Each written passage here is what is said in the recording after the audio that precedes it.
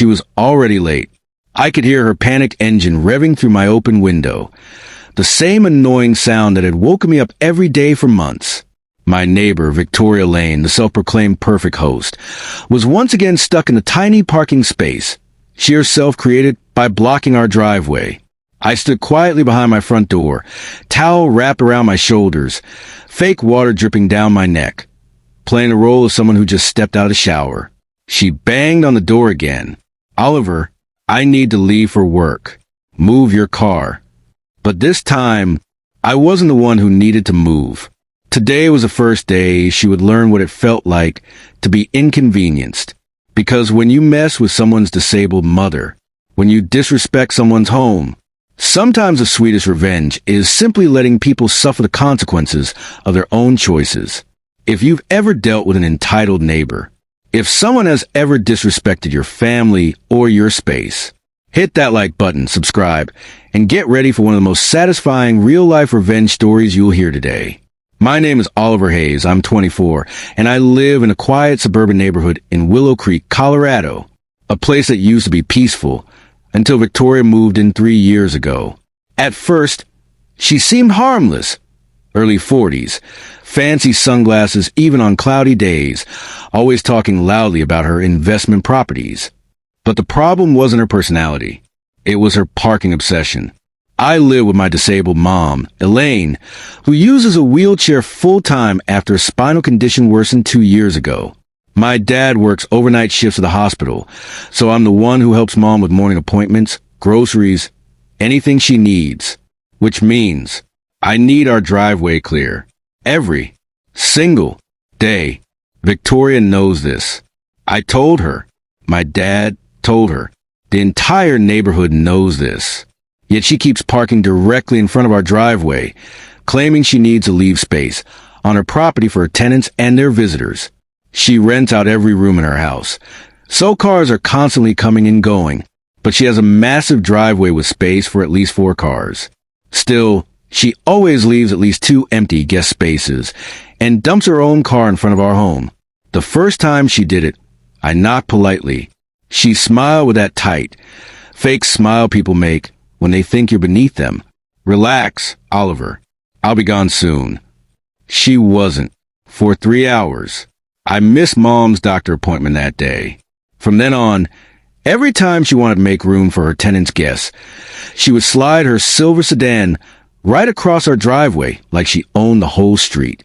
And every time I had to confront her, she'd roll her eyes, pretend she didn't understand, say things like, "You young people are so sensitive. It's just one car. You can wait a few minutes." She didn't care about my mom. She didn't care about our space. She cared only about herself. One night around 10 p.m., Mom suddenly felt ill and needed to go to urgent care. Dad was at work. I ran outside, and there it was, Victoria's car, blocking us. Again, I knocked hard on her door. She answered with a glass of wine in hand. Makeup smudged, clearly annoyed I'd interrupted her evening. "What? This better be important." "It is. I need to get my mom to urgent care." She sighed like I had asked her to move a mountain. "Fine. Give me a minute." She took 7 minutes. 7 minutes of my mom sitting in pain. From that night on, I promised myself, the next time she blocks us, things will change. Last week, I got home late from picking up medication for Mom. And there it was again, Victoria's sedan, right in front of our driveway, the same spot we explicitly told her not to use. But this time, she did something worse. She parked crooked. So crooked. She left only the tiniest awkward gap ahead of her car, a space no normal driver could ever wiggle out of without hitting something. Something clicked inside me. I looked at that tiny space, and I parked my car right in front of her, perfectly centered, leaving just enough room to show I wasn't blocking the street, but not enough room for her terrible driving to escape. I smiled, locked my door, went inside. The next morning, while brushing my teeth, I heard it. Rev, rev, rev, rev, rev. The sound of a frustrated engine fighting physics. I peeked through the blinds. Victoria, hair still wet, coat half on, was stuck. Completely. She tried reversing. Failed. Tried turning the wheel. Fail harder. After 10 minutes, she stomped up my driveway and pounded on the door. I wrapped a towel around me, ran water in the sink to sound like a shower, dampened my hair, then opened the door just an inch.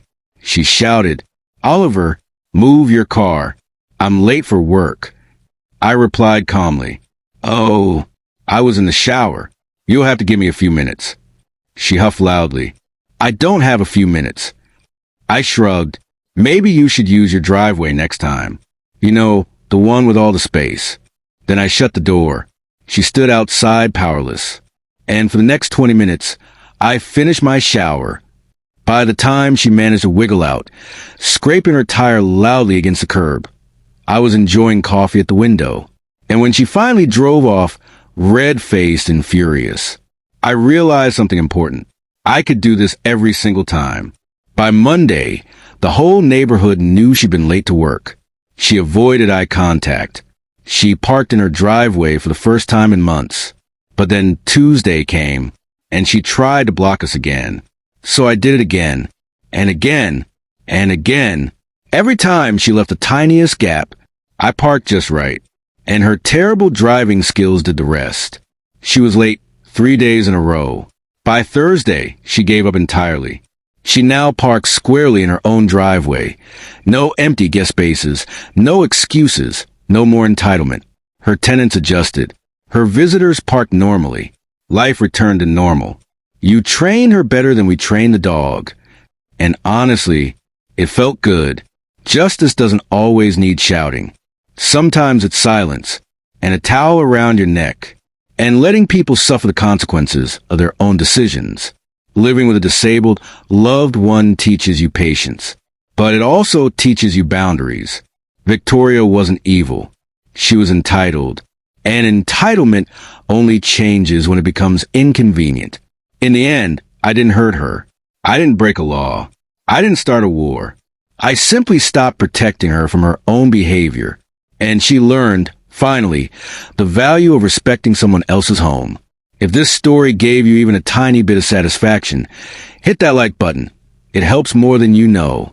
Tell me in the comments, what's the pettiest but most justified revenge you ever pulled off? And make sure to subscribe for more cinematic, emotionally charged revenge stories every single week. Until next time, be kind, be fair, and never let entitled neighbors walk over you.